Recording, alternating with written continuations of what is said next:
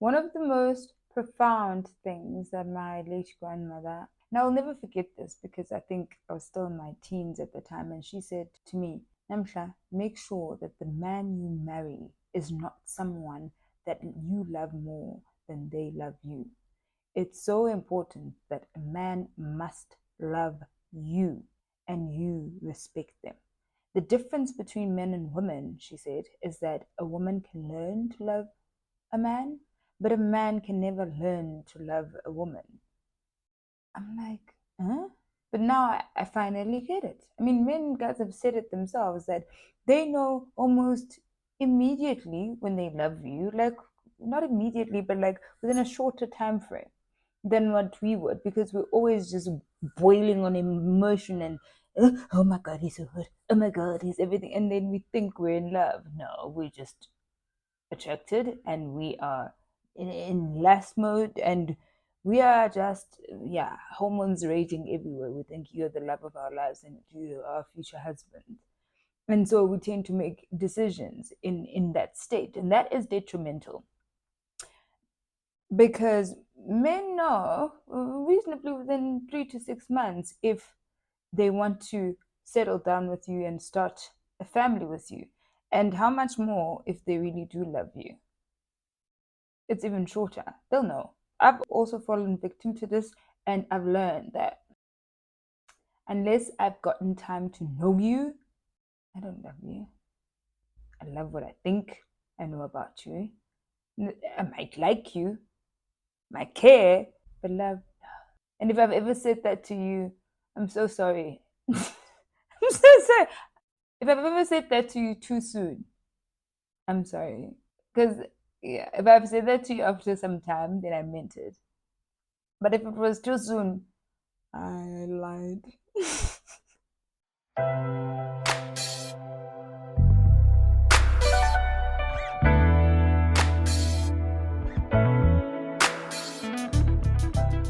Hi guys, and welcome back to my channel. I know it's been a while and I'm sorry for the absence, but everybody deserves a break. I've been busy. Yeah, I've been quite busy, but I'm glad to report that I'm back. I'm back. I hope you've missed me. So I might be a couple of days late, but it's still the month of February, and as we know, the month of February is all about hmm. Hmm. What is love? What is it? I think everyone has their own unique definition of what love is, but it's always so airy fairy and open ended. And if you're a spiritual person and if you believe in God, I think God defines love in the Bible as being patient and kind and all of those things. I think as human beings, we often want to associate love with all the butterflies that you feel in your stomach whenever you meet someone. We associate it basically with attraction or lust or whatever else you want to call it. And that's just infatuation, to be honest. That's the that's the beginning part of any relationship. It's the attraction phase, and it really doesn't last. And hence, real love is past that phase. It's past the glamorous wedding. It's actually you and your significant other being intentional about choosing each other, even in the worst of days. And there will be plenty of those, I think. I'm no expert in love, guys, but all I know is how I want love to make me feel. I mean, each to their own. I've intentionally titled this video, What's Love Got to Do with It? Because I think as individuals, we really are not specific in how we define love. And so we often let people come into our lives and hand them over the biggest key to be able to control our lives, and that is to define it for us. It's one thing to allow someone to show you how they can love or have a love language, but it's a completely different thing to have somebody define love and what love should be for you. I think it's so important that when you say you love somebody, What do you mean? Take me, for example. If I say I love you, I mean that I respect you and I appreciate the value that if you bring into my life. And it doesn't necessarily have to be financial. Financial is great, but mostly it's psychological value in terms of peace of mind, in terms of its safety and comfort. It's emotional value in terms of always knowing that I've got a space of vulnerability that is forever there and willing to hear me or listen to me whenever I'm feeling vulnerable or uncomfortable with whatever particular situation, whether I'm feeling sad and not just in the happy days. I think love for me is somebody who can not only look at my perfections, but most importantly, can handle my imperfections. The areas that are fragile and broken about me that I am even afraid of letting anyone find out about because they expose an area of vulnerability in me, especially as a woman and with us and having to deal with certain emotions. There's certain things about ourselves that we often don't want to show. I think when meeting people, and I'm going to try this new approach on my own. We often want to put our best foot forward, and as a result, we never give a person the opportunity to be able to experience all of us. And that's fine. Not everybody deserves access to you, right? However, I think as women, what we don't do very well is looking out for certain things, or waiting things out until you really examine somebody. We often do a lot more talking and less listening, and so you often find that a lot of people will define love based off of what you're saying, and if you talk less, then that person will actually tell you exactly what it is that they want from you, and you don't find yourself in a situation whereby you're chasing after someone to be in your life, you're begging them, you're pleading with them to be in your life, as though they promised you forever and always, as though they actually ever even said that they love you, or they just told you what you want to hear. I think as a consequence of us not really defining love for ourselves, and it probably falls part of self-respect, I suppose. It makes it very difficult for a lot of us to make conditions when it comes to love. So often you hear people talking about unconditional love. Well, I don't know. I'm not sure if I actually believe in that, because for me, I will love you for as long as you adhere to the qualities that I need in order to be loved. And for as long as I adhere to the qualities that you need to be loved. It's a partnership. There are two individuals coming into the fold to form one, but not lose their individuality, right? And how else will you be able to measure someone's ability to love you if you don't have a baseline? So for me, love is consequential, one, and it is conditional. I love you on condition that you are respecting my boundaries. You are showing up in a manner that allows me to tap into my feminine energy. You are allowing me to be vulnerable or express myself when I need to express myself and I am heard. You are always there to support me whenever I'm feeling a particular way, etc., etc., etc., each to their own. But those are the conditions. I'm sorry. I'm sorry.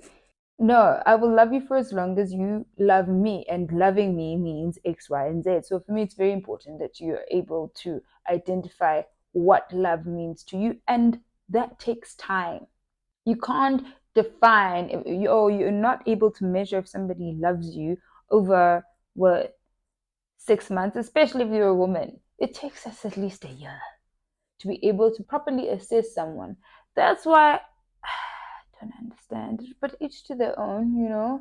I don't see myself marrying someone that I haven't properly vetted for at least a year. I really don't.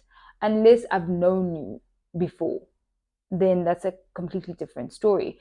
But to meet someone for fresh and marry them instantly, no.